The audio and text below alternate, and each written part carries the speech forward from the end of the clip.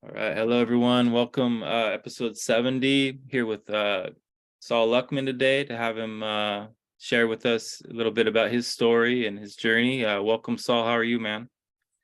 I'm great, Joel. Thanks for having me. Absolutely, brother. Really enjoy your content. Really enjoy the questions you pose to people that you bring on. And I wanted to get to know, a little bit about, I haven't discovered too much of your background, but I've been enjoying listening to your latest stuff. So I just wanted to get an idea of your story, if you don't mind me doing a little digging. Not at all. Was curious if you were raised religious or not.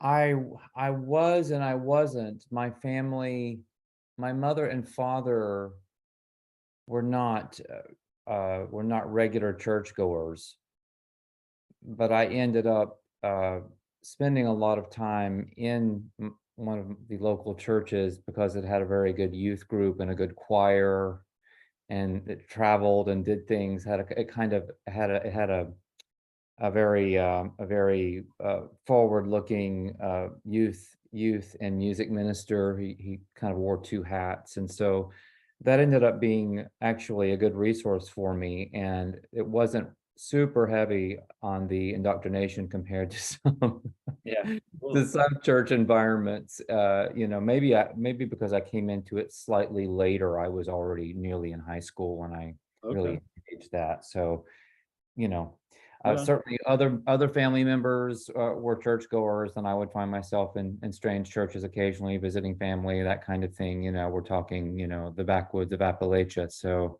Okay. you get a lot of churchiness. Wow. Nice. Yeah, so it was positive for you, and it didn't you didn't did you get kind of brainwashed into the religious side for a bit, or did you feel that it was just something that helped you to establish connection with source?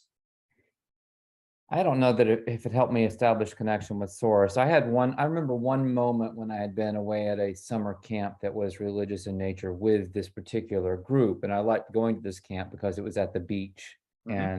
and I was living up in the mountains, and it was really fun to go down to the beach. And, I would go down and play a lot of basketball and be on the beach and hanging out. So I would put up with the religious aspects of it to be able to have that experience. And I came back a little changed for a very brief period of time, and that just didn't last very long. I think I just didn't have it in me. My mother, even when I was growing up, she was sort of a hippie wannabe, and the place that I thought of kind of as my church. Not that I went there very often, but I went there several times a year and had meaningful experiences there, was a Quaker meeting house Wow. where people would just sort of stand up in silence, or say something as the spirit moved them.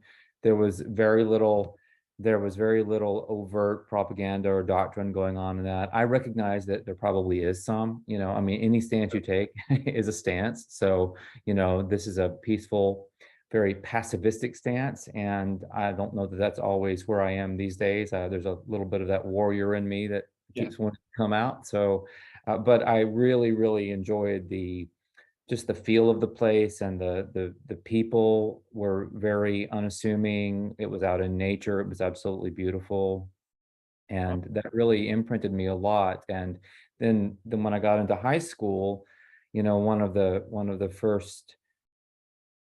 first writers that I really connected with, it was a couple. It was Thoreau and Emerson, when I was really, you know, entering into my real interest around writing and literature and that kind of thing. And I was totally into the whole transcendental oversoul concept, the divinity of nature, our inherent connection with the earth, and our ability to maintain that connection without any kind of intermediary, any kind of religion.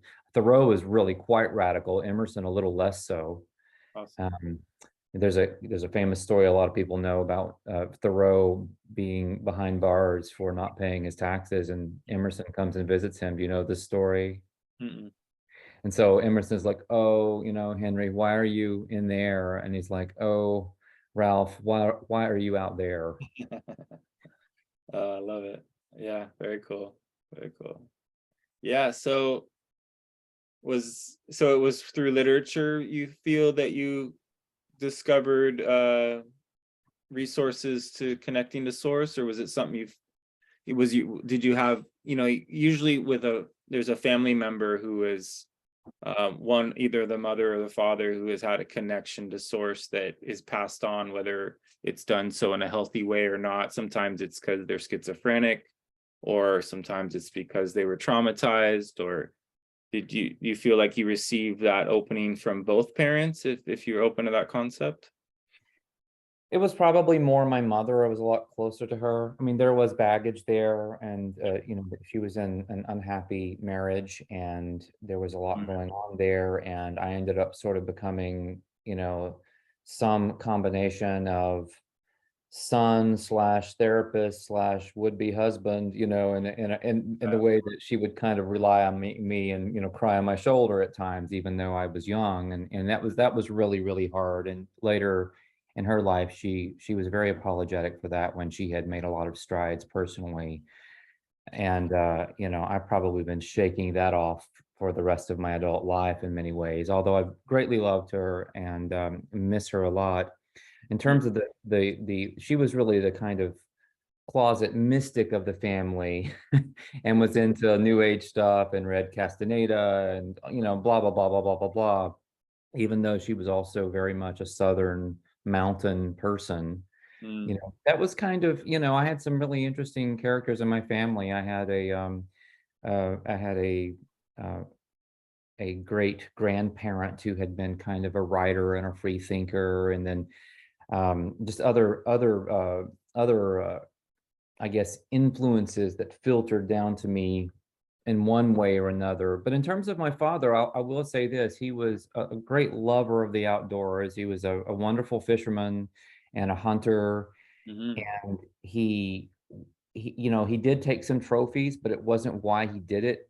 That was pretty obvious. He always like ate the meat Yep. and prepared it himself, and was very very particular about this, and had very very strong opinions about people who treated it more as a sport as opposed to something with a little more meaning. Mhm. So that got passed along to me, and he certainly had a lot of love for being in the outdoors. And when I would accompany him fishing or hunting, I really observed that, and a little bit of that got into me as well. I'm not going to say that he was really being super conscious about being out in nature with the Earth Mother or anything like that, but I feel that he appreciated it aesthetically, and it made him feel good, and he was always very custodial about it. We never left trash around. We would pick up trash, this kind of thing. And I observed all of that and sort of modeled myself in certain ways on that behavior. Mm. That's really cool. Yeah, I've noticed hunters, and Don Juan talks about this training to be a hunter, and be, you know becoming really aware, like have that animal awareness activated. You become very sensitive to what you're hunting, and to sound and silence, and you end up, whether you're spiritual or not, you sort of, when a person comes back from a long time of hunting, they're changed, they're altered, they're in a different perception, and there's an integration process when you come out of the woods into back into society. And having spent that much time in a focused state can be really empowering. And I benefit from the energy of hunters, like just being around and hearing their stories. And it's not something I've done personally, but I would like to meet somebody who's doing conscious, like is aware of the power dynamics and the exchange, and is, kind of has both sides to it. But that's cool that you got that experience, that you got to have some time with your father like that. Yeah, I think he was changed, and maybe we both were when we were out in nature. I know that when, we didn't get along a Mm. lot of the time, where there was a lot of conflict, and we were just such different people. And I was just a weird, kid. I was born, I mean, I was sort of golden child in some ways. I was an athlete, played quarterback, graduated at the top of my class, all of these things, right? And yet I was very, very different. And I was bullied and hazed and everything in the world because of my differences. And that extended in some ways to my relationship with my father because he was really a mountain man and I wasn't. That's where I was born into, but I was meant for whatever else out in the world I was supposed to be doing. And I knew it wasn't to be there. And I got out of there as quickly as I could, even though even though I felt the imprint of the mountains for years and years and years and years and years. And it was really only when I only felt that kind of leave me when I moved out to Taos, New Mexico, and had a totally different imprinting that happened living near the Rio Pueblo and with a swimming hole and being down in the canyon and with my family and just all of the stuff that you get out there, which is you've been there, you know what I'm talking about. Um, so it's very magical, and that kind of replaced my sense of home, and then that went away. So I've moved around some, but I haven't had another true strong connection with a particular locale or landscape since that. So I felt a little bit homeless for over a decade now. Yeah, that's intense. Yeah, I'm in a similar, I'm in a unique situation where I've become really connected to the Pacific Northwest, and it's kind of a love affair because I'm very, through gazing and things, I spend a lot of time just in observation of the mother. But I'm moving to the mountains of Montana, and it's just completely taken over. It's like I've fallen in love with someone else, and I'm leaving my ex-lover, and it's really intense. It's an But you incredible. are moving now? Yeah, in a couple of months here, I move into the mountains of Montana, and yeah, so many doors have opened out there for us and my family. So it's just all lined up. Feels really good, but there's this strange. I'm shifting homes, and has such an impact on what I do with my time, and it's almost hard to get things done in Montana in the mountains because the gazing is so incredible.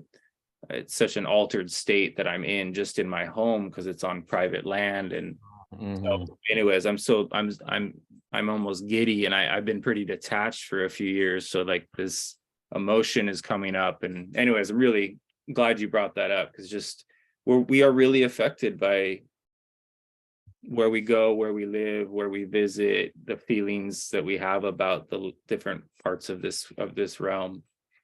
So Yeah, I mean, actually haven't been to Montana. I've wanted to go many times. There's a No Reservations Anthony Bourdain episode that's in the Bozeman area, and it was one of the most beautiful and memorable ones for me. I highly recommend that old episode if you haven't seen that.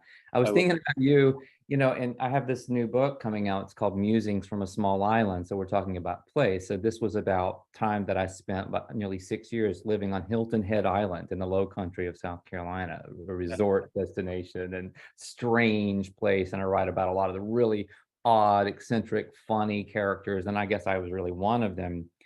Um, so I've definitely thought a lot about place, and then I've moved on to another island. I'm down in Florida, in the St. Augustine area.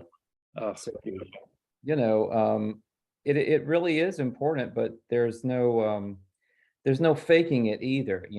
There's Yeah. no and then if you have something, a place that you really love, like I thought a lot about you. I write about the music scene Mhm. in Seattle in Musings because I'm writing about KEXP.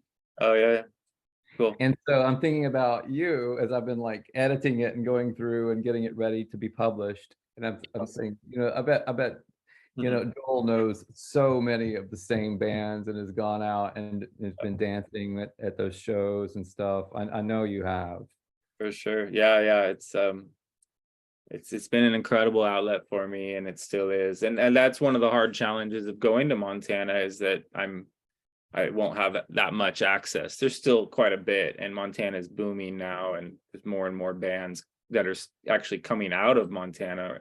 and they're amazing. So it's exciting, but yeah, it's a shift to move to places where you don't have access to your outlets. And yeah, just the music scene mixed with being able to go to the San Juan Islands and up to Alaska and go down to Oregon coast. And the West Coast is really powerful, and it's really sad and hard to see it having it change in the way that it is. The program, the agenda is very thick here.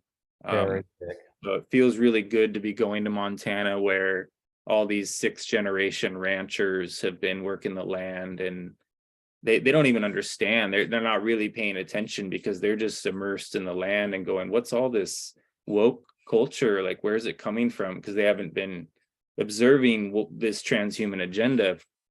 And it's hard to even answer these people, like, because they're just so pure and innocent and beautiful. Like, I don't even want to tell them. Like, I'm just like, Right, yeah. right. So, but yeah, it's such a relief to be amongst people that are more rooted, earth-based, and aren't, as easily deceived. So it's been cool to be out there. And yeah, so you brought up, I mean, I'm curious, since you brought up writing, if when did you start writing? Was it something that came natural for you? Did you learn from a teacher? What do you recommend to people if they're interested in getting started with writing? Yeah, goodness. Lots of good questions there. My mother had been an English teacher, and my real moment, my epiphanic moment happened when we were snowed in one time, and I was in middle school, and this was a particularly bad one. And I would get out in the snow, of course, and play, but you can only do that for so many hours in a day. And I was a little bored, and it had been a long period spent indoors. And she produced The Hobbit and said that she thought I would like it. And I read it and loved it, and that changed my life. I began reading absolutely voraciously. It was like a switch just got flipped on, and I never looked back. Awesome. And then I was fortunate enough right around that time frame to have a wonderful 8th grade English teacher who kept kind of stoking that fire. And then I just got on an amazing roll. My 9th and 10th grade teachers were fantastic, and my 10th and my 11th and 12th grade teachers were great too.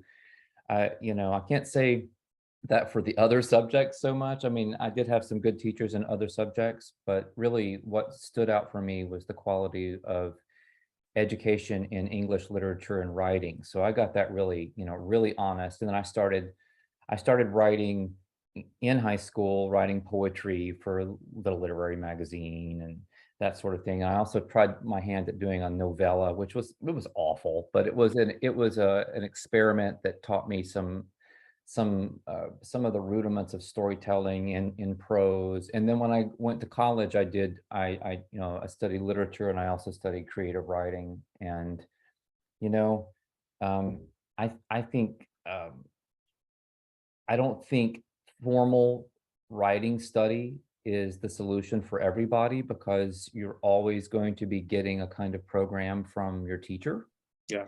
about what writing is or what good writing is. And really, I think that good writing ends up writing itself and creating itself in a kind of autonomous way after much exposure on the part of the writer, usually, to all kinds of different writing. But I think when the writer really does something special, and it doesn't necessarily happen every time you write something, Mhm. but when you do, I think you're plugging into something like a dream text, like Castaneda would plant Yeah.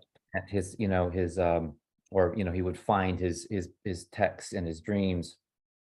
And I know that when I wrote both Snooze, A Story of Awakening, and Callie the Destroyer, 2 novels that are both kind of sci-fi, fantasy, visionary fiction stories.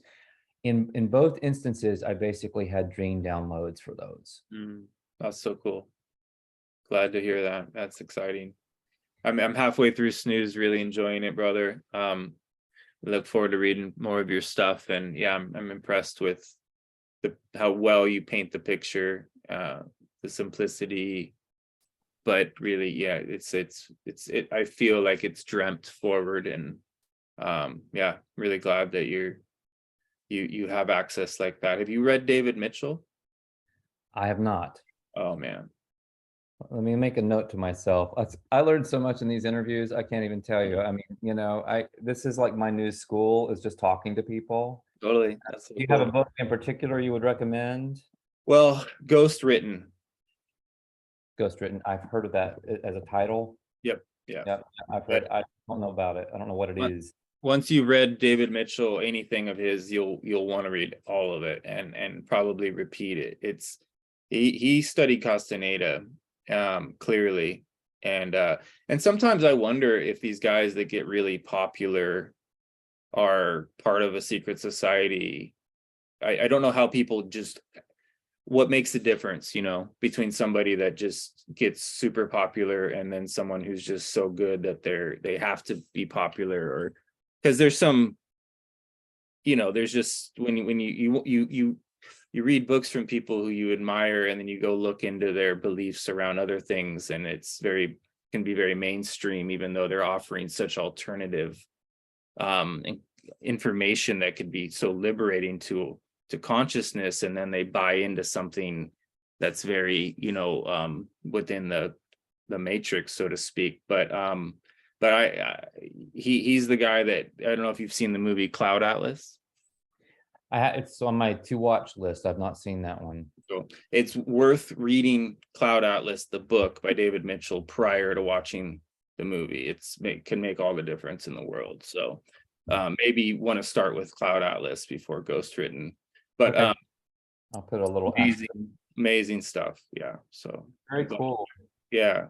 I mean, I've been doing mostly for a little while now. I've been doing mostly, I guess, what you would call nonfiction. Some people would call it fiction. I've been going through the whole Toltec canon basically, and just reading every single thing, including I've been reading an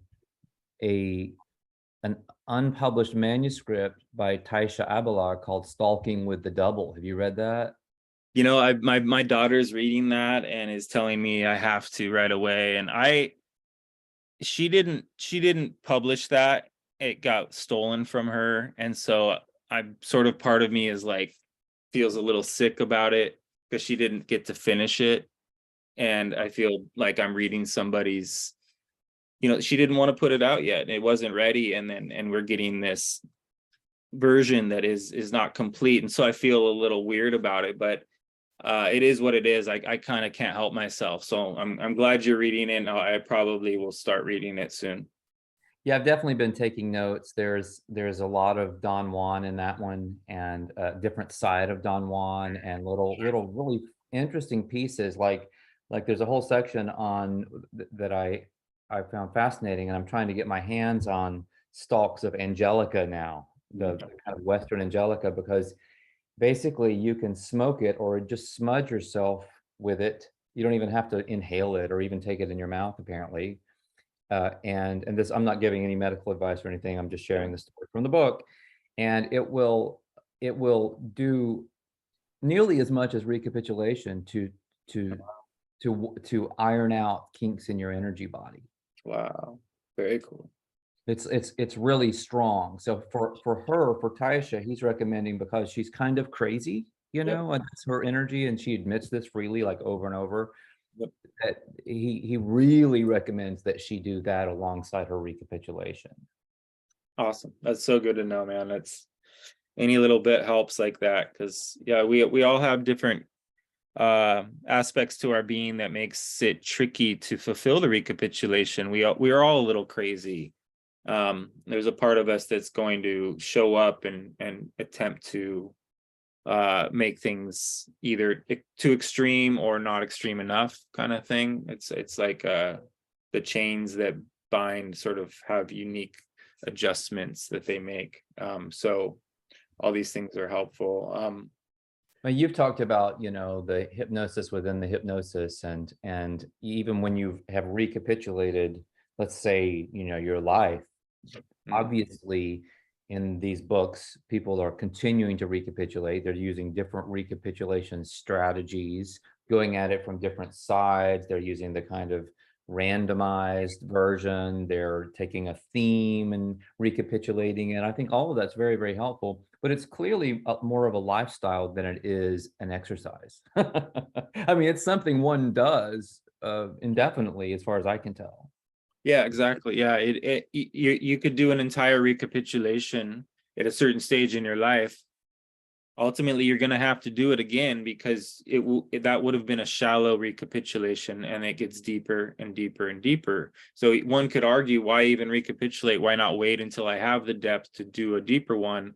But it's such a beneficial thing, and you're going to have to do it again and again anyways, and not necessarily formally, but you're going to become more and more aware. I worked with a powerful teacher who went right to the cellular level, skipped the memories, and recapitulated every cell in their being, because he was that powerful and that gifted. But he ultimately turned into like he skipped the shadow work. He wasn't willing to face himself. He was just so focused and so gifted that he kind of turned into a monster or cult leader. So the recapitulation doesn't relieve us of these aspects of life in which we can become very lost or self-important, but it does free up your energy in order to do dreaming and give you glimpses into your past that could help you fix and heal your blueprint. But if your focus is power and not happiness and love, and power is the only thing that you're seeking, it's just a very strange sort of formula that occurs for certain people. It's pretty scary, to be honest. Yeah, so that's a good distinction. I'm glad you brought that up. Essentially, recapitulation is a very multi-layered thing. Yeah. And if you're just going in and doing something to cleanse your cells or rejuvenate your cells, that doesn't necessarily do the psychology work of healing your shadow, Exactly. which is one of the major points of doing this, so that as you build your energy, also through the same process. So it's really funny. It's like doing all of these things simultaneously. You can use it more responsibly in a healthier way. Yeah. There's, the way that these flyers interfere with is if you free yourself from your victimhood and you start to become empowered, then they're going to try to hijack and control and convince you that you're special. And so the more power you gain, the more influence these flyers will attempt to make use of that. They're very strategic. I don't look at them as negative things. I just think that it's a predator that's figured out how to challenge us in the most incredible ways. And it knows what it's doing, and it doesn't sleep, and it's very efficient. And so we're dealing with, this idea that we're going to reclaim our power and become as conscious as these Toltecs and stuff. It's possible, but that there's no reason for that to be the goal. Like, we can borrow from these methods, but to get caught up in this stuff, the strangest egos get involved in the Castaneda world, and they think they're really powerful, and it completely turns they end up hurting a lot of people, because people are attracted to their magnetism and their energy.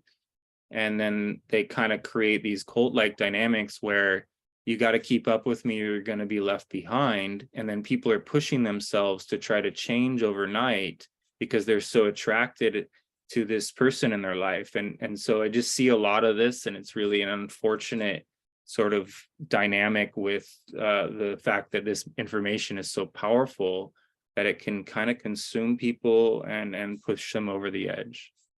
When I was developing the healing work that I do, the activations, it's Yeah. called the regenetics method. And one of the strangest things began to happen because people began healing and having all of these extraordinary experiences when they did the work or received the work. And the next thing I knew, people were treating me like some kind of guru. Right.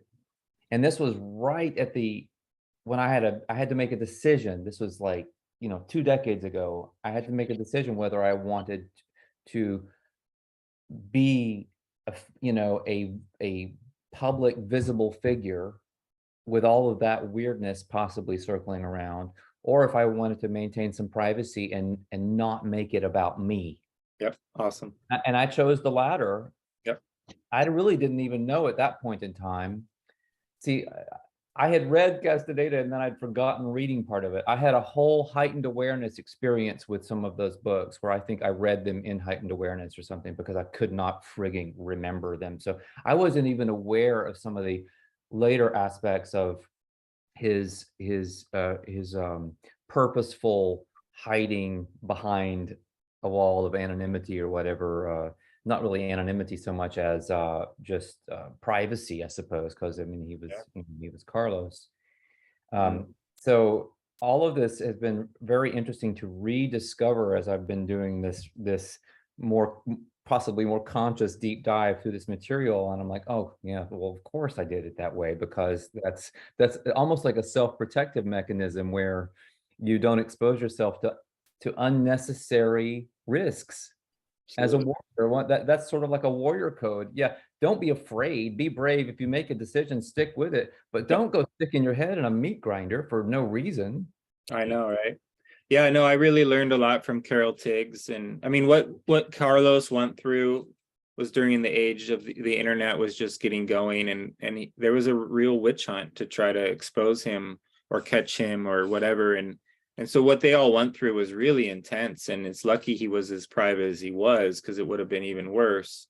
But Carol Tiggs then kind of really went into the background and started to put a fog of protection around herself, and it's just when you're a magical person, the last thing you want to do is have everyone tracking every one of your moves.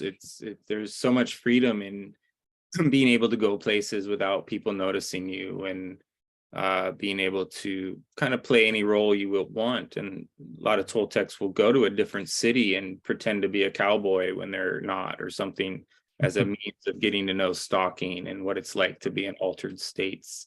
Because when you do, people who are actors, they move their assemblage point, they move into heightened awareness in order to pull off, to be really good at acting. And so there's so much benefit to being private in this world, and that you can really explore yourself and get to know what you're capable of. But if someone's tracking every single thing you're doing, like the paparazzi or something, then you'd almost wish that you would, that's why these people try to almost get out, like buy themselves out of this world so they can just be left alone. Absolutely. I even write about this in Musings. I tell the story of being out in Taos and my Mhm. son literally banging into Julia Roberts in Sid's health food store. Yeah. And she was essentially incognito. She had dreadlocks. She did not look like herself at all. And I had that, as another I saw that as another kind of corroboration of my decision not to put myself out there because I just observed how she was being. Yeah. And Taos is a very chill place, and people do leave people alone. But I mean, if she were out there really being Julia Roberts, she's going to get mobbed anyway. It's just going to happen.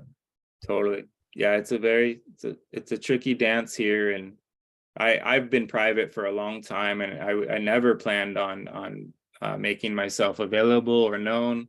But and I'm still just following that feeling. I'm following that track. That was the initial input, and then spirit just said, actually this is time, and some people need to connect with you, and I'm so thankful I have, because I've met the most incredible people in this process, and there are aspects of it that are still tricky and difficult lessons, but that's part of the training. I think is the shadow work within this process is intense as well. So there's everyone's got different ways of looking at it. Some people are afraid, doing it out of fear, like, oh, they can create a clone out of you once they hear your voice and that you're on film. Now in the future there will be a different Joel people will think is Joel, but it's really someone else, and they just downloaded his way of talking into an AI algorithm, and these are real situations to be concerned about. but I just chose to no longer live in fear of any of that. And if that needs to happen within the story, then so be it. You know, it doesn't limit me from being able to liberate myself within the Toltec arts. I can still make the journeys perceptually, regardless of the story that occurs, you know, as things evolve. So there's different ways of perceiving it. So yeah, I would like to think we have power to move our assemblage point sufficiently to create other outcomes besides this super dystopian one that people are very hung up on at the moment. me too. Yeah, I really believe that the magical passes done in large enough groups will have an accumulative effect, and can everybody's intentions can be synced, and we can completely have a massive effect on everything and anything. And I'm not in a fear that I mean, because there is a collective enough people that are willing to go along with the propaganda and the Hollywood inception, so to speak. We are in a trajectory of heading in the direction in which those things have been, you know, projected to happen, but that doesn't mean we have to fulfill that. And I'm a really big believer in that what Taisha talked about is that it's like this dream is collapsing in on itself. And because of that, when we're in a time in which the secrets of the shamans have never been more needed and helpful. And so I really believe more and more people will look toward these really simple ways of unlocking the mystery and gaining access to our perception as a resource, as a means to intend a different process moving forward. So I'm excited, and I think, you know, even though there are people that are going there will be resistance to something that powerful, I think eventually people are going to acquiesce and realize that we don't have to, we can sync up with others without it turning into a cult. There will be I believe, like the Mayans achieved, more and more people will be attracted to each other. And it doesn't even have to be the Toltec movements. It could be something like Tai Chi or something else. There's a human mass effect that occurs when enough people are in sync, in silence, and doing very specific things together. And so I really look forward to seeing how that unfolds. It could also be dreaming together. Absolutely. You Yeah, know, I go I ahead. think the dreaming is much harder to do than the movements.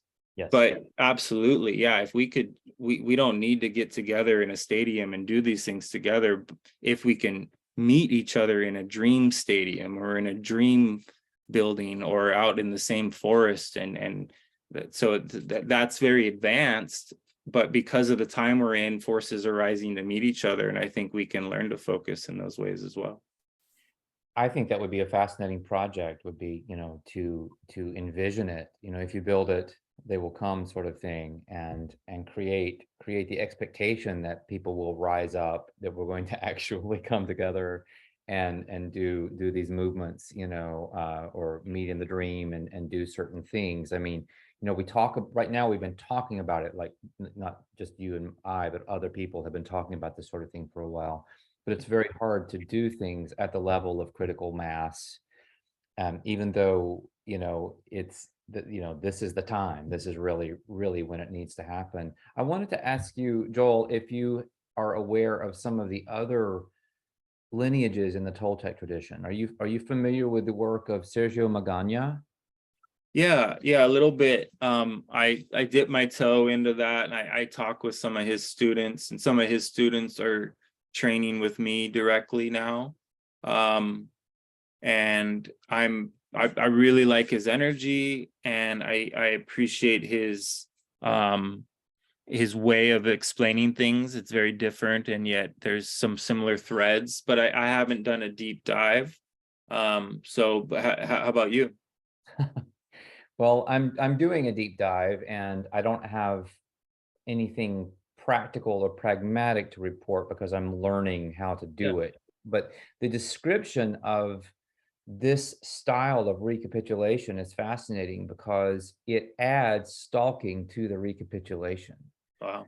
What you're doing is you're basically recapitulating in front of a mirror with a mask on. Yeah. And it has to be a specific kind of mask that has a prominent nose. I could just do a facial cast of myself because I have a prominent nose, and that would work great. But then it would just be me, right, with this big nose.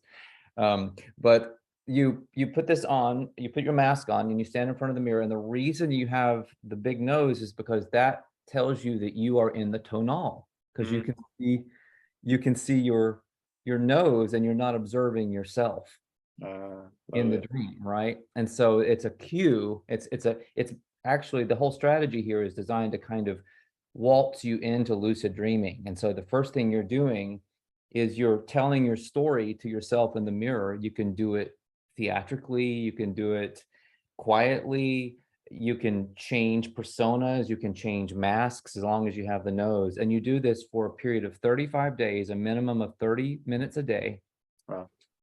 And at the end of this period, going through the highlights of your life, the real intensities of your life, whatever those are, at the end of 35 days, then you can move on to other activities. But by then, he's claiming that you're already going to be like having different kinds of dreams. You're going to be remembering your dreams differently and whatnot.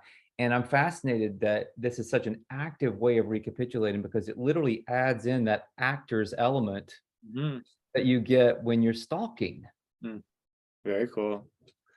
Yeah, man, that sounds amazing. I think that is very traditional, and Don Juan talked about all these rituals, right? That these complex rituals that were used, and so their goal was to extract ourselves from the rituals and just get to the what is left Yes. without the ritual. But that doesn't mean you and I, just because that was what they did, but you and I could get into the elaborate rituals and learn their premise, their core, because that'll help us. And I went and trained after reading Castaneda and training with Castaneda like teachers. I went and trained with neo-traditional Native Americans in New Mexico and Texas, and found a real sorcerer.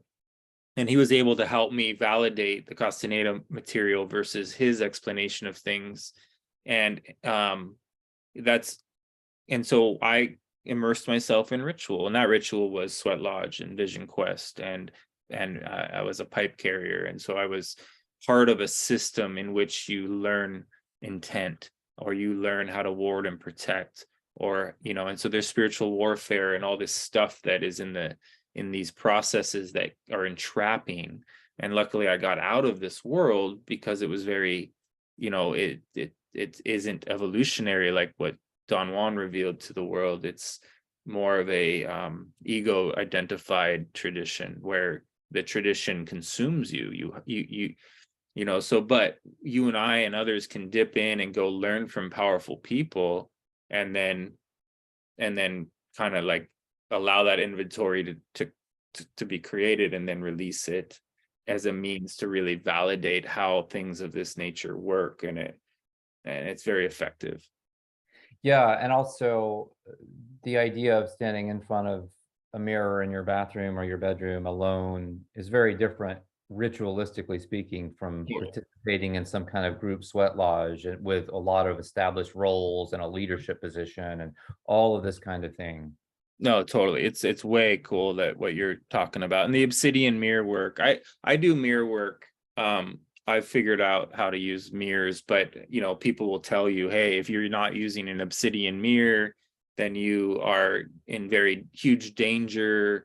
Don't do it. And some people even say the obsidian mirror is dangerous, and all these different fears get put out there. And so I'm just saying, yeah, don't copy me and my ideas because other people say not to do that. But I just discovered mirror work naturally, and I gaze at my eyes in the mirror until I'm looking at someone and I don't know who they are. and it's an incredible experience. And my head will even disappear after a period of time. It's like it turns into fog. But when the eyes are locked, if you're close enough to the mirror and you're locked with the eyes, it delivers an incredible jolt, because all these like almost like ancestral beings are showing up. You're seeing all these strange faces that look very familiar, and it's like you know them but you don't. And then there comes a point where you're seeing someone you know very well, and you can't you can't figure it out. And that's the moment you want to kind of stay in and hang out in, because there's an incredible amount of affection that occurs. Really, you're looking at yourself for the first time, in a sense, because you've created a dynamic in which you can reflect in a way that you haven't before. It's very powerful. I think that's really, really cool. Even in the Magana work, one of the goals is to have yourself disappear in the mirror. Yeah. You It's know, a and that's a real hallmark. I mean, that's a real milestone when you can get to that point. Well, and then dark room gazing is a whole nother thing that once people understand, it's truly a miracle, something I've done a lot in my life. And, there are other beings around us. People can say that you're making that shit up or whatnot, but it's just not true. Once these things happen to you, we're not alone here. And the dark room gazing helps validate that. And so it's not for everybody. You kind of have to get over your spiritual fear in order to open doors of this nature. And then basically you've turned your bedroom into a little portal. So it's not, again, not recommended necessarily, but once the fear is gone, these things aren't tainted with all the spiritual culty sort of projections that everyone likes to put onto them.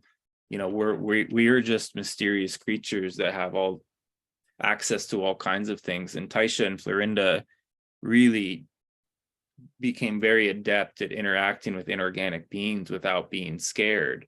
And that's a gift that women have, because they're not as easily affected or manipulated, seduced, or trapped. But yeah, so it's each to their own. But the mirror work leads to the dark room. In my opinion, it sort of opens you up enough that you realize, oh, if I could just stay in darkness or eat mushrooms in the dark, or go into a cave on mushrooms or something. I mean, all kinds of activities going to unfold there, and most people come running out of the cave. But those that find love in the darkness and the silence, is this incredible healing happens. So again, not something I recommend necessarily, but when one is guided to, there's incredible ways in which we can come into direct contact with the intensity of what's accessible within this realm, and it activates you.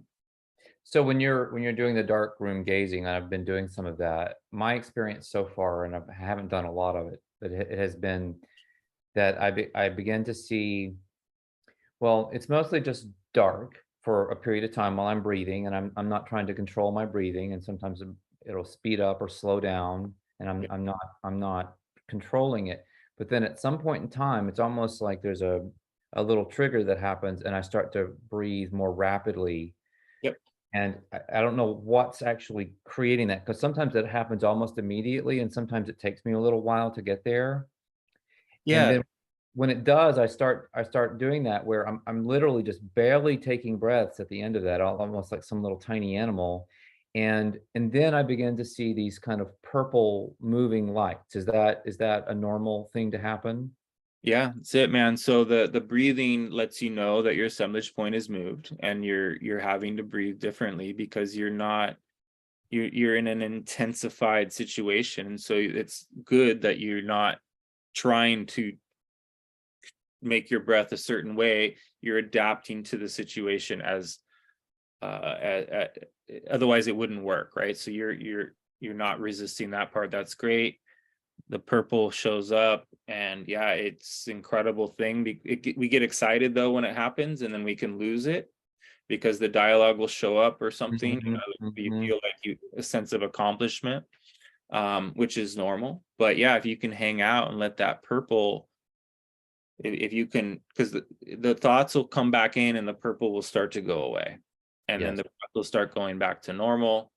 and you're like, oh shit, I'm back where I started, right? But you're not. You made a huge, you've done something incredible, and now you can either do it tomorrow or jump back in. It depends on your schedule, right? How much time are you allotting to these things? But I titrate in and out of those spaces. I have yet to be able to hang out in them for the periods of time that some of my teachers have, in which incredible things occur, like the wall of fog can be accessed through this.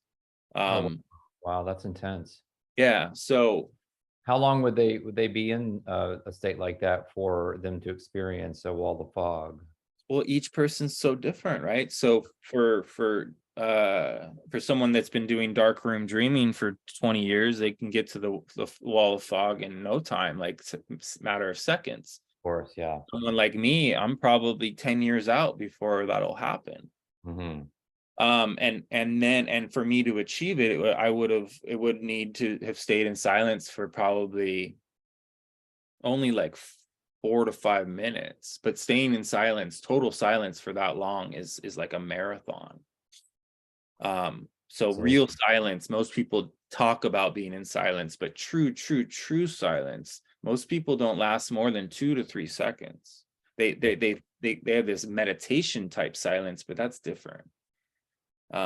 Anyway, so then the purple though will start to create a scene Mhm. or sacred geometry. It will even draw letters out and write something to you, which is an incredible, like, people would, a lot of people say, oh my god, you're interacting with fucking demons, like, Jesus Christ, stop. Internal Ouija board. Yeah, and in a way, the hair on your back of your neck is telling you this is fucking, what did I get myself into here? But so, and I'm not saying I know what is who or what, but I've had these dreams where I'm my goal is to always kind of be in the in between, not fully in a dream and not fully in this one.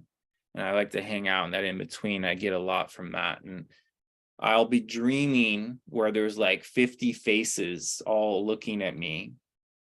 And then I'll come out of the dream and into my room, and those 50 faces will follow me, and they're in my bedroom. Amazing. And they're all purple because that's the whatever reason. Some people it's blue, but there's this color of purple, and all these faces are outlined, and I can see all the eyes and noses and stuff, and it's all just sort of like as if an artist like yourself just drew a bunch of faces right in my bedroom. And it's not even pitch black. Normally I would need pitch black with a blindfold in order to see anything, but when I pull it out of my dreams back into the dark room, then I've figured out sort of a secret that I don't think no one ever told me about. And so now I'm kind of reverse engineering all that and trying to figure out how this stuff works. But it's something that will really excite you. For some people, they get really giddy, like they can't wait to go home from work in order to do this practice, because it really makes you feel excited when you start to achieve and see different things, and it starts to progress. And then you can get up and walk around in the room while you're observing these things, and you'll be able to walk through walls and things because the walls aren't there. This is one way to skip the power plants, or to, which is Yeah. what I was going to ask you as well about. But yeah, these are powerful techniques. Let me ask you a quick question. Yeah, One question that comes up for people a lot is, in the beginning, obviously it's a struggle to get consistent with the lucid dreaming part. And then some people, might start out,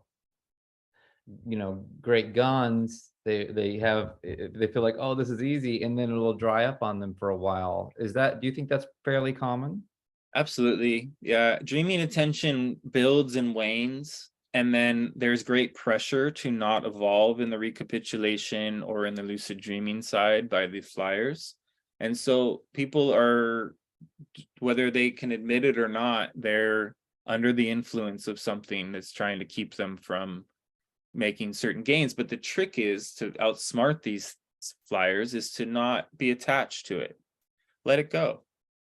find other ways to get altered. Use the not doings that Castaneda learned. Stare at shadows. Use dreaming during the daytime rather than night. Let your passion for life build, and I guarantee the lucid dreaming will come back when it's time.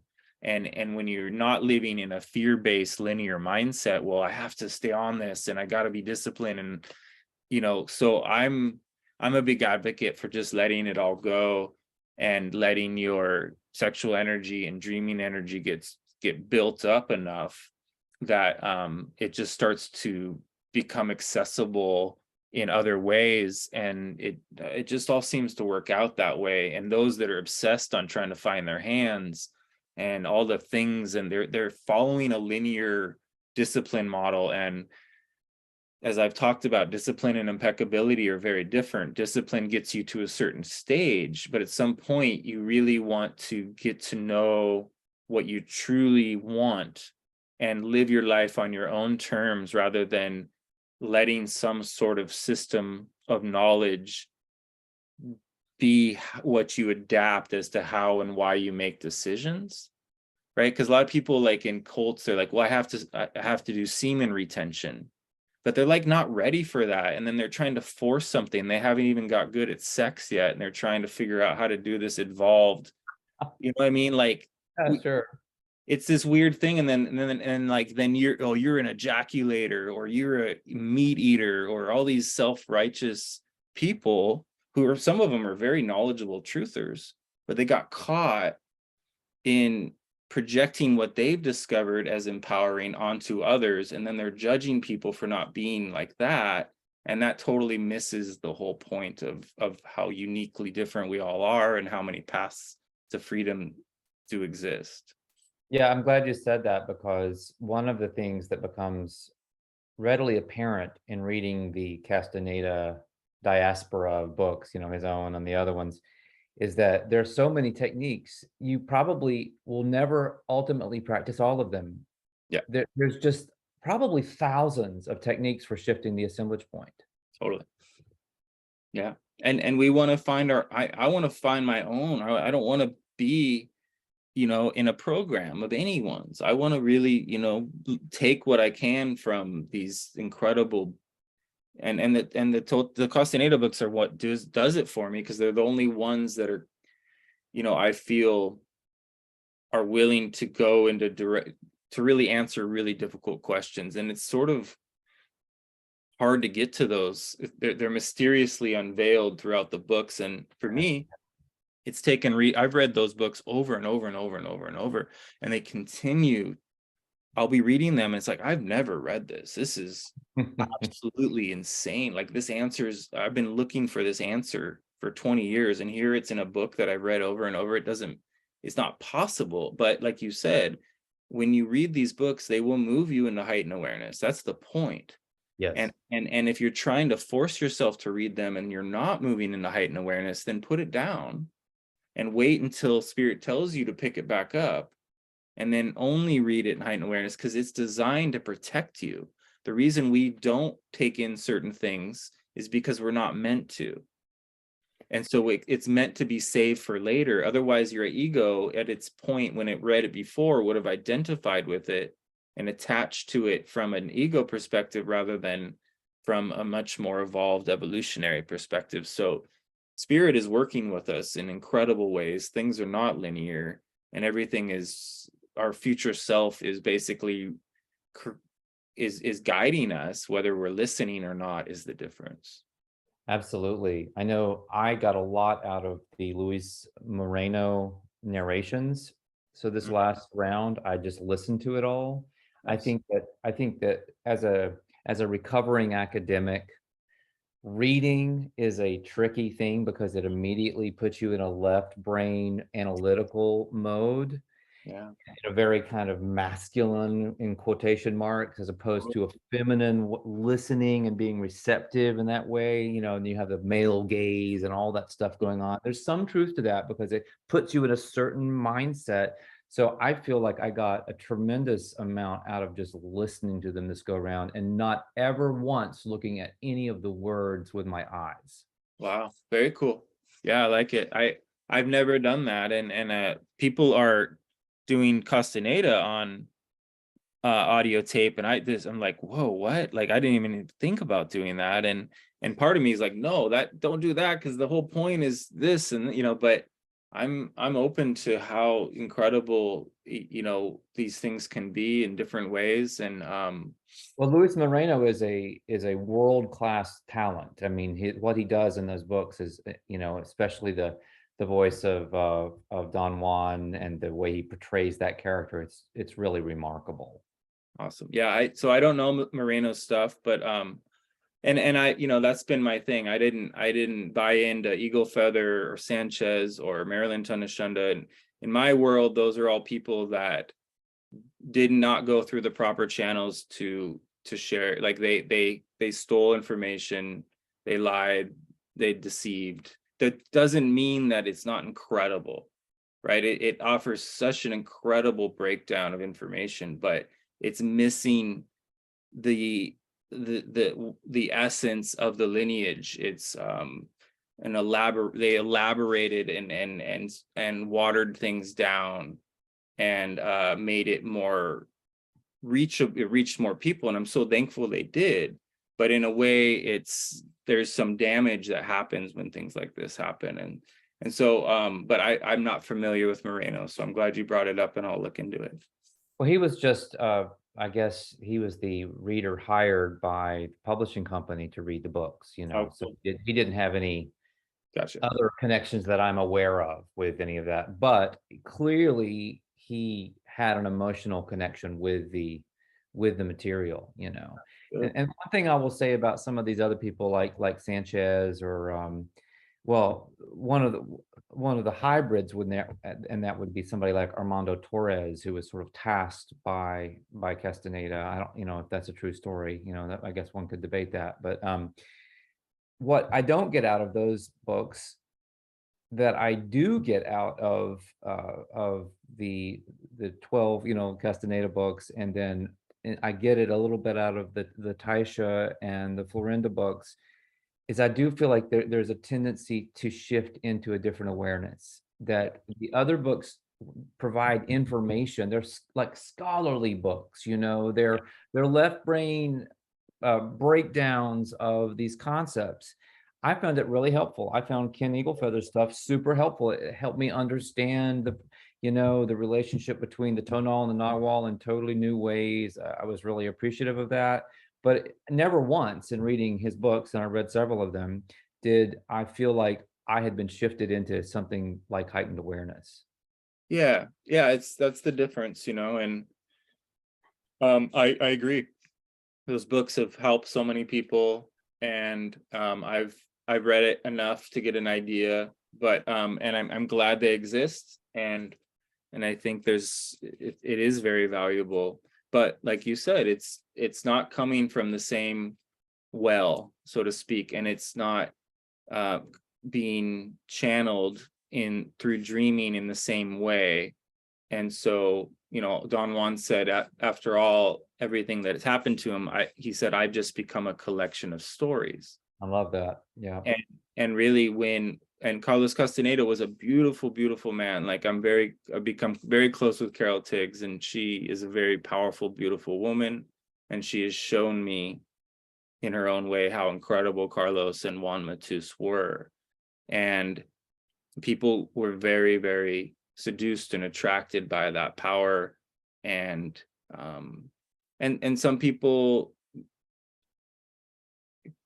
pretended that they were associated or linked or connected with them, and maybe on some level they were just tricked. There's some fake Castanedas out there's some fake Don Juans, but regardless, what Sanchez did with breaking things down was very helpful for my wife, and a lot of people that can't read Castaneda because of different dynamics are getting so much benefit from these other texts that explain these things in really powerful ways. And the best thing that ever happened to me was going to an elder and having a different interpretation of the Toltec stuff given to me in more common language, like dimensions and realities and aspect shifts instead of assemblage point and emanations, like that stuff sounds kind of like, what the fuck? But if you really bring it back, it's not that complex. They just sort of are offering a more a view that is more accurate, that doesn't fit within the syntax in which we're limited to.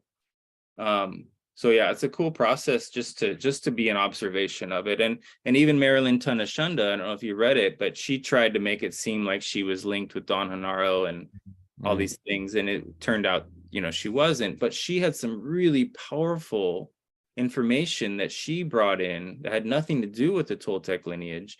And I think that's what her elder made her do, was in order to get that information out, they knew that if they made it seem like it was linked to the Toltecs, that the books would sell, and they did. And a lot of people read stuff that was very helpful. And so maybe spirit guided that, and it's not a negative. It really, nothing is negative. It happened. Anyway, so I'm not hard on these. I'm not wishing these people didn't do any of this. In fact, I'm really thankful. I just don't want people to misunderstand and miss out on reading the Castaneda books, because it does offer, like you said, a very unique shift of perception. And ultimately, that's what this is all about, not about gaining understanding, but about moving our assemblage point to a place in which we can access resources that are not typically accessed by the majority of humanity, so that we can understand perception and get to know it on a personal level, and then discover our unique gifts and then share those with the world. So it's more about the shift of perception rather than the information, because information is heavy. We don't want to be carrying around all this stuff that we're thinking about that we have to remember. We want it to move through us and out of us. And therefore, when you stop trying to be, when you let go of the linear and you become a fluid warrior, you're not carrying much at all. In fact, you can't afford to. It would weigh you down. And so you learn to let go of inventory entirely. The strategy that Castaneda used and that Taos has used and Florenda's used, just the whole fictionalized concept, the idea that it's written like a fiction, that's treated as a narrative, using the at the very least, it would be considered creative nonfiction, Sure. right? And maybe flat out fiction in places. It's kind of baked into the cake. As soon as the new seers introduced the concept of stalking as a primary modality, then they opened up play acting and fiction writing and creating and that kind of reality creation to anybody wanting to do it. Absolutely. So if an eagle feather wants to say that I was trained by Don Juan, who came to me in my dreams, or who's to say he didn't? He wasn't. And does it really even matter, especially if the information is helpful? Totally. And I think the new seers would say, no, it's a masterful art of stalking, a masterful example of stalking. Yeah, absolutely. And yet the Carlos and the Chalk Mules, they got tripped out, and got tripped out. The Chalk Mules were tasked with protecting the knowledge from people that would do what, so they lawyered up and went after these people, right? I know they went after Sanchez, Yeah. So I think that's another one of those funny contradictions, ultimately Don Juan's message is that we're mysterious beings, right? And we don't always have to make sense, nor do we always have to be consistent. Sure. No, and they're not, it's very strange. And it does create and it's still going on today. These people are still suing people who were teaching the movements. And it's like, well, okay, I'm not sure if that's if Carlos, I don't think Carlos would still be doing that if he was here. And I think it just got passed on as a task and it didn't get let go of. And it is what it is. It's kind of sad for me because, but at the same time, I get it. They have all these people in Russia that are pretending to be, Carlos Castaneda's direct student, and they're gathering large numbers, and they're teaching the movements inaccurately, and they're creating pressure on their students rather than which is the worst thing you can do, and it's causing a lot of psychosis. And Mm. so they're thinking, wow, this is our responsibility to basically stop that from continuing. And so they're kind of caught in a rock and a hard place in that respect as well. Oh, that's just fascinating. It really is. Yeah. Yeah, ultimately, I don't think that one can explain all of this. There's just too much weirdness, you know. I mean, even what happened to the witches, even, you know, and I would say even what happened to Castaneda. I mean, Yeah. you know, if you're truly a masterful sorcerer, gifted at stalking, you could totally fake your death. It would be the easiest thing in the world. Yeah. People do it all the time without that. Yeah. But and then also, you know, these guys were apparently not aware of the pseudoscience around the medical industry, and we're going to see doctors and stuff. And I don't know if Carlos, he was told never to hand his power over to a doctor, but Yes, uh, yes. at the end there, I think, you know, he might have bought into the way in which his situation, you know. So it's unfortunate on so many levels. And ultimately this is why I've left, you know, is they were pushing the jab and the masks, and I just was like, what the fuck happened? Like, this Yeah, is I mean, I'm listening to, you know, an old interview with, how do you pronounce her name? It's Nyei, one of the chocolate. naive, naive. So, and she's talking about how upset they were back in 2016 when Trump was elected. And I'm like, Hey. do you really buy into this crap? I mean, you know, this like you think like Hillary was a better choice? I mean, you know, talk about, you know, being very, very strange. And then I'm listening to Miles Reed and basically extolling the virtues of transhumanism in one of his interviews. And so I'm like, what's going on here? I just don't know. Are they just fucking with people? I mean, are they trying to, you know, muddy the waters? It just seems really odd to me.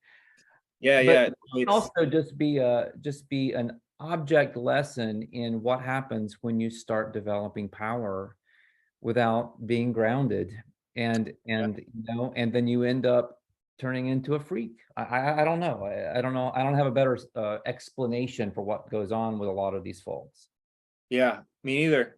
It's blown. It was the shock of my life, and I'm glad it happened. It really, you know, it was really. I was sort of in a situation where I was really looking to Nai and Rennie and Carol for, you know, I wanted to just be a student of life for life. And in a way, I got pushed out, you know. It just, and then that's what actually really helped me to step into what I had been learning and got really good at it, because I stopped letting other people's perception, or these people who had a big influence on me, I stopped letting their perception of me affect me. And I stopped living within the confines of their limitation of, because they were telling me some of the things that happened to me in my previous apprenticeships couldn't have been real, and that I was elaborating, and I believed them. I was like, okay, well, I must be fucked up, man. Like, holy shit. And I'm just, and then but then I met these Russian dreamers who validated what happened to me, because the same things happened to them. And I started to understand, okay, well, you know, MK Ultra reaches all kinds of people, and in different ways. And, you know, I don't know what happened with Clear Green, if they got intervened with when Carlos left and they made a deal, or I don't know how these things work, because it is such a powerful thing that could have really changed things had it gotten to be large enough. And so maybe there was some intervention on some level, but it's a very strange thing. But again, ultimately, it's I'm really thankful, because it became a massive catalyst for me. Yeah, absolutely. And I've gone through a lot of situations where I've been unceremoniously kicked out the door of one situation, and then that opened up an entirely new chapter of my life. So you've been doing some of your own movements, isn't that correct? For a while, Yeah, magic. I mean, I'm certified and allowed to teach some of the movements that they taught me, because I went through the facilitator process, and so they're okay with me teaching these in my one-on-one sessions. And so I do offer the magical passes to people when I'm in mentoring. We do them together. I also have discovered through martial arts, the type of martial arts I did, I discovered ways of slowing those movements down and using them as abstract means to usher myself into dreaming states, which other martial arts have discovered, other martial artists have discovered as well. Yes. And then I've merged some of it, and I've been shown some movements in dreaming that I teach. So yeah, a combination.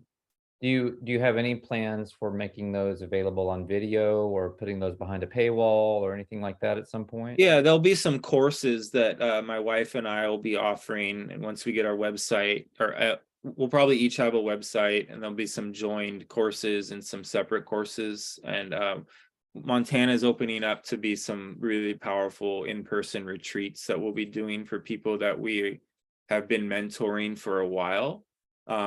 And so, yeah, we're really excited about making these things more available, and ultimately, you know, yeah, just, workshopping and with different ideas and concepts, and connecting with people like yourself, and coming up with ways in which we can, yeah, just start to expand on make use of the shamanic energies, but mix it with the shadow work, and really help people to establish connection to source in a variety of ways, and release trauma. And I love it. yeah, so looking forward to it. Yeah. And ultimately, even though this is something I wanted to bring up to you, is, there Clear Green is looking for some people that will eventually be able to tell the Carlos Castaneda story, that gifted writers that can share this story so that it can go all the way to Hollywood.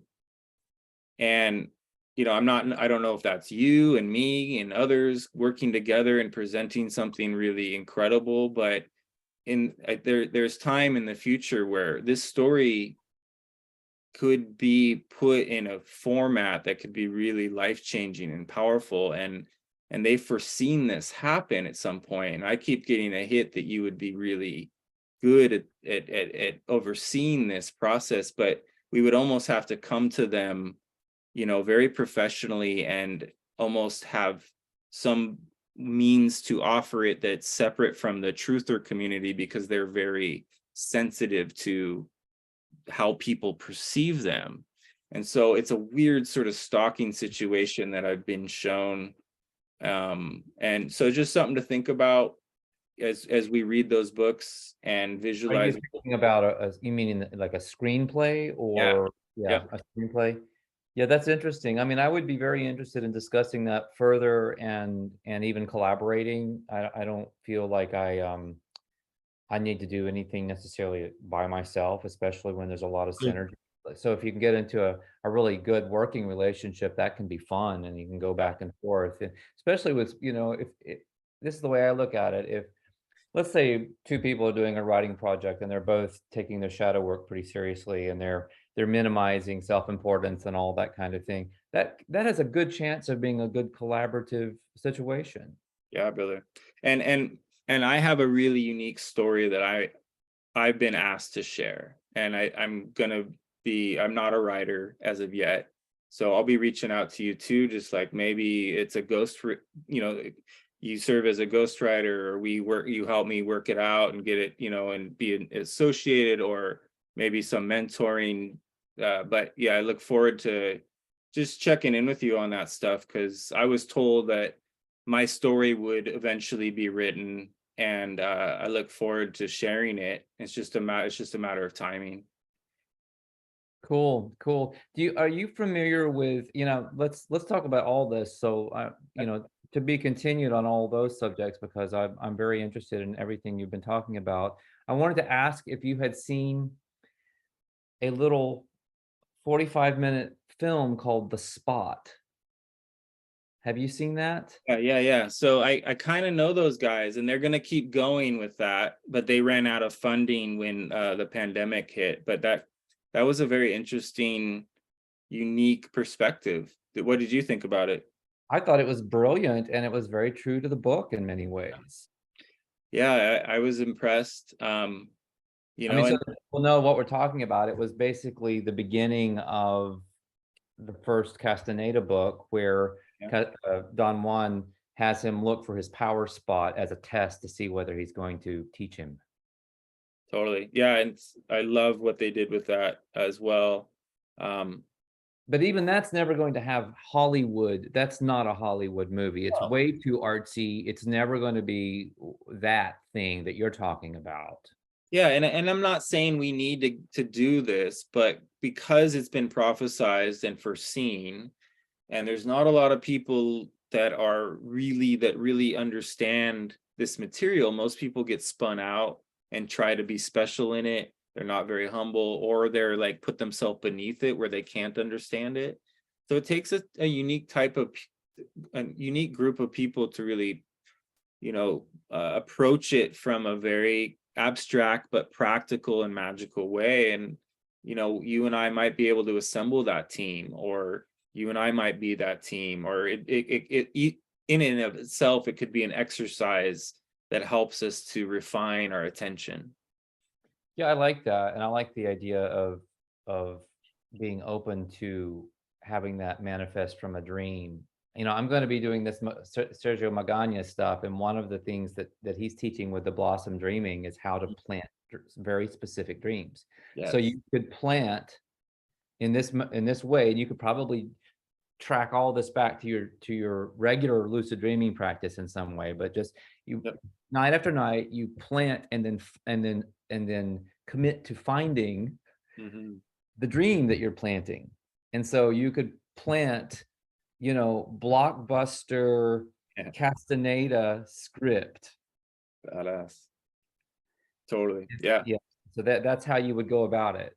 Yeah, and it would happen. If it's once you, like, for me, whenever I decide I'm going to do something, I achieve it. It's just that I'm indecisive, and I'm spiritual, and I got caught in spirituality instead of practicality, and I've got these dynamics and the flyers and the whole thing. But it is what it is. Once one has conviction and sees the vision and puts it into dreaming, that's what Toltecs ultimately are, is not dreamers of other realms, but dreamers of their reality. They create reality, and this is our base reality in which we create. This is where the magic stems from, and so we have these options. Absolutely. Well, I'm going to be publishing another book at the beginning and probably of next year. It's called Beginner's Luke, and Castaneda is mentioned multiple times by name. There's a scene with Luke's ally where he gets in a fight with his ally. The ally is a huge theme through the entire book. It's a simulation style story where he's basically creating his imaginary life constantly. He's dreaming his reality into being. And that's a big thing for me because this is a book that I wrote years and years ago. It was my first novel, and I ended up getting a publishing offer from a New York publisher, and I turned it down. Mm. I published in a very immature and unprofessional way the first 3 volumes, but I'd wanted to do it as a massive book. And so now I've got it together. It's about 700 pages. It's this huge, huge picaresque story. And I'm going to be releasing that next year. And then I don't know what I'm going to do with my life. Oh, okay, cool. So I'm very open to other paths and other inspirations, because that is a bookend for me for my writing career in many ways. I'm not saying I will never write another book, but I'm not burning to write another book. I've got other projects that I'm doing, and I'm open to doing shorter writing projects, articles. I've written some ebooks, that kind of thing.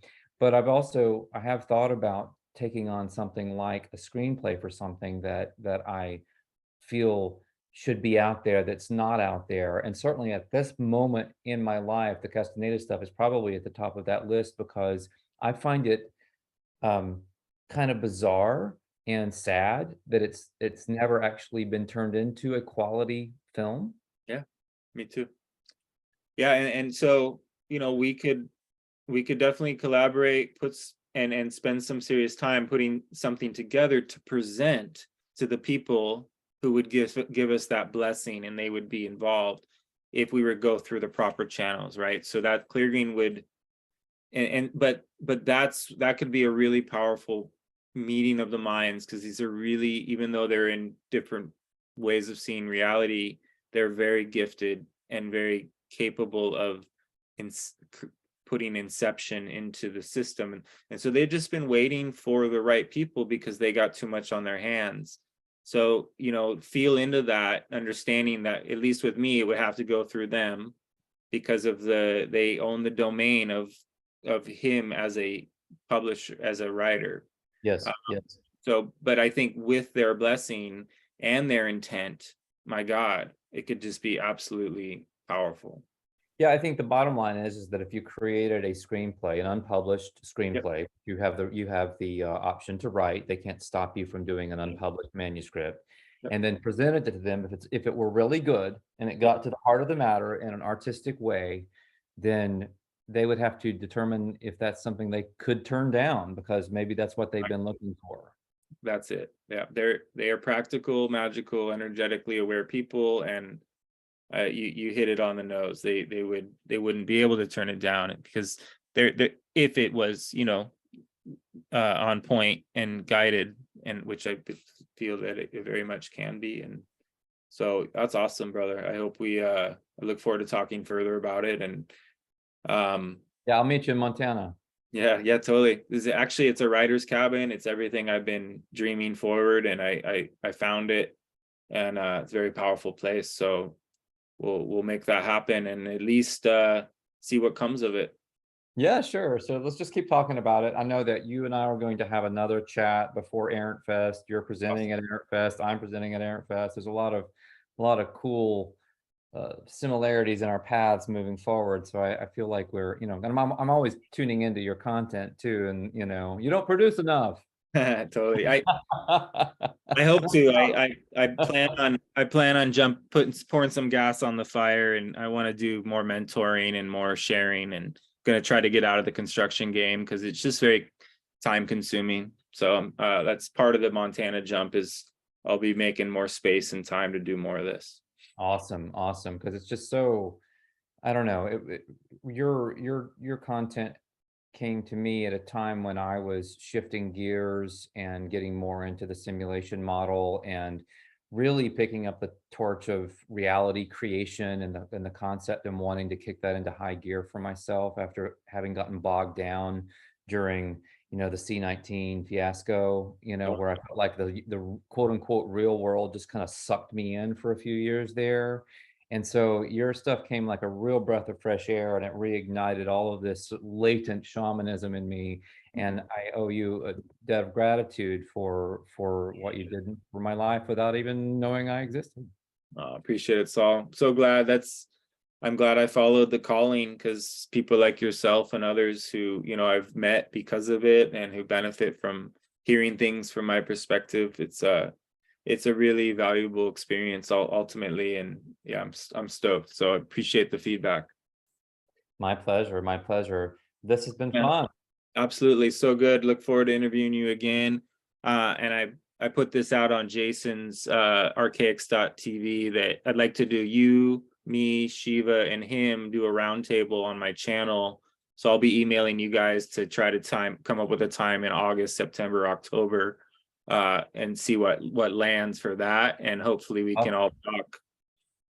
Oh yeah, I'm up for that. That sounds really good.